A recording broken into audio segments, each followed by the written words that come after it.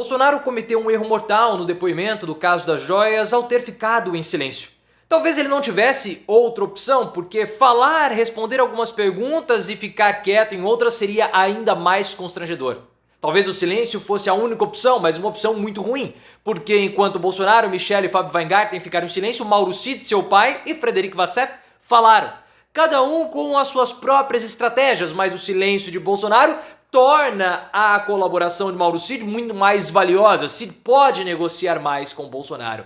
Então não há muito o que o ex-presidente possa fazer. Ele errou, continua errando e vai se dar muito mal. E eu quero que você coloque nos comentários: o silêncio foi a única opção de Bolsonaro ou ele poderia ter falado? Há um impacto desse silêncio como um atestado de culpa? E mais ainda, foi um erro? Mauro Cid fica mais fortalecido? Deixe seu like se você concorda comigo que foi um erro, o silêncio, e se inscreva no canal. Nós temos que entender o motivo desse depoimento e aí você vai entender por que o silêncio do Bolsonaro e a estratégia que está sendo utilizada não vai dar certo. Porque Bolsonaro fala que o processo dele não deveria ficar no STF, deveria ir para a primeira instância. Isso segundo o entendimento da PGR. Mas é um entendimento tolo e óbvio que Alexandre de Moraes sabe dessa estratégia e não vai permitir que isso aconteça. Porque a Polícia Federal, como nós estamos falando há muito tempo aqui no canal, vai unificar os processos, tudo em torno de um único processo.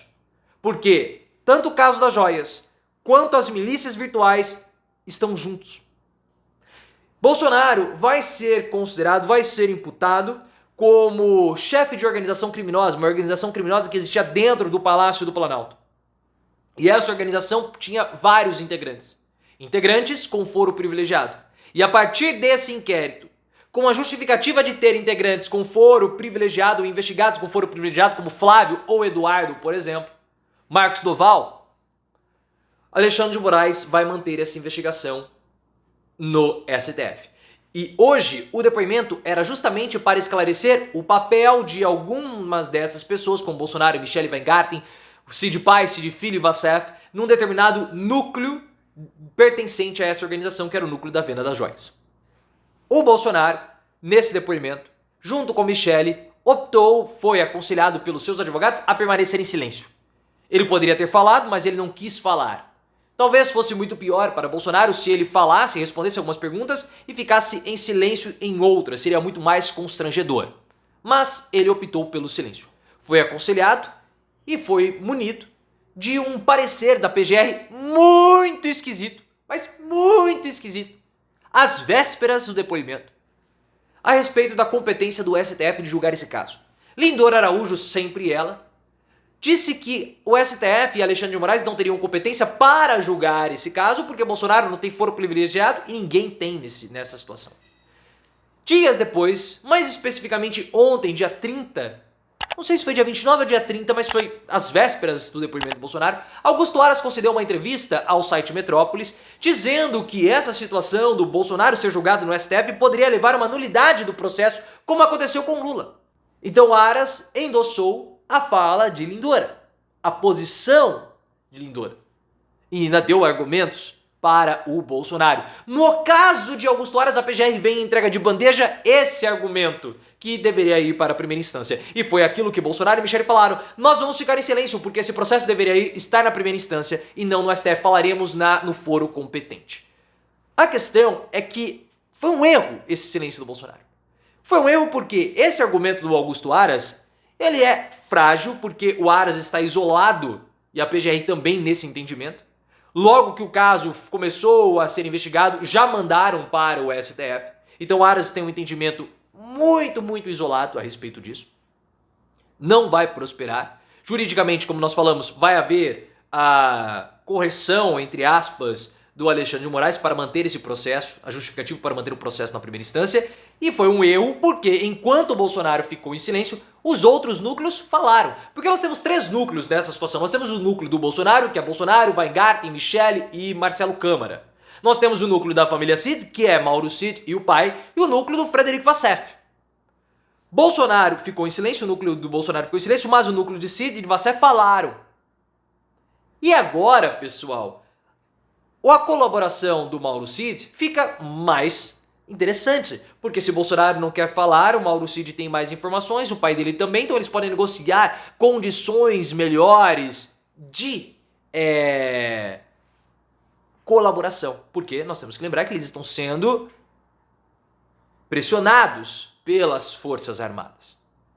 Aliados de Bolsonaro, segundo o site O Bastidor, ficaram com receio desse silêncio. Então não foi somente um erro do ponto de vista jurídico, mas também do ponto de vista político, porque para o eleitor médio, aquele que entende a política simplesmente como combate à corrupção ou não, que entende só política não como políticas públicas, formação, disputa de classes, mas ladrões que roubam o patrimônio público, podem ver o silêncio do Bolsonaro como um atestado de culpa ou como uma tentativa de não produzir mais provas contra si. Porque é capaz que o eleitor médio tenha esse entendimento. Nós ainda não sabemos o real impacto desse caso das joias na popularidade de Bolsonaro. Nós já falamos isso aqui no canal, que analisar a aprovação de Bolsonaro pelo engajamento dele nas redes sociais é um erro, porque com o fim do gabinete do ódio, toda a estrutura de impulsionamento de mensagens, de impulsionamento de notícias positivas a respeito do Bolsonaro foi destruído, se perdeu. E o engajamento de Bolsonaro era um engajamento artificial, mesmo na época que ele era presidente, ou principalmente na época que ele era presidente. Então tem que tomar muito cuidado com o abalo à imagem de Bolsonaro, mas nós podemos começar a entender um pouco melhor com as pesquisas de intenção de votos que começam a sair, inclusive com o Guilherme Boulos à frente do Ricardo Nunes em São Paulo. Falaremos sobre isso em outro vídeo, então se inscreva no canal e ative as notificações.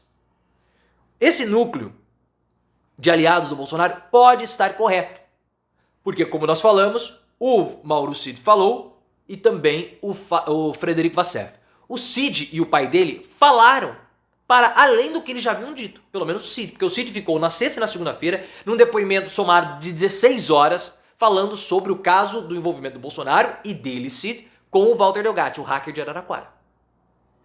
Muito foi especulado na imprensa que haveria a possibilidade do Mauro Cid ter negociado uma colaboração. Por que colaboração e não delação?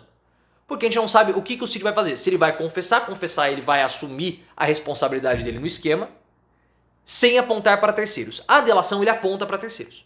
Então nós temos que ver qual que vai ser o acordo do Mauro Cid. A família do Cid quer uma delação, o advogado não quer a delação, os militares querem a delação. Então há uma pressão muito forte para que o Cid, pelo menos, colabore. O fato do Bolsonaro ter ficado em silêncio e Cid ter falado, e o pai dele também, mostram que os dois núcleos de defesa estão distantes. A gente não sabia em que pé que estava a situação, se eles estavam conversando, se eles tinham algum elemento de estratégia, mas aparentemente não tem, porque eles falaram.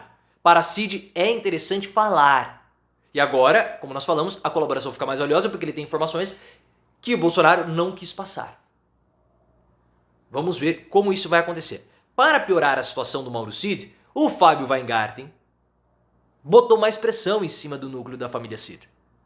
Porque o Weingarten, ele foi chamado para prestar o depoimento, ninguém sabia que ele estava envolvido nisso, mas mensagens que foram obtidas no celular do Mauro Cid apontaram para o Weingarten, porque o Cid mandou uma mensagem pro Fábio e falou assim, pô, eu nem sabia que você estava nessa situação, envolvido nessa situação, no corre, algo mais ou menos desse tipo. E ainda bem que você está aqui para desembaraçar essa situação.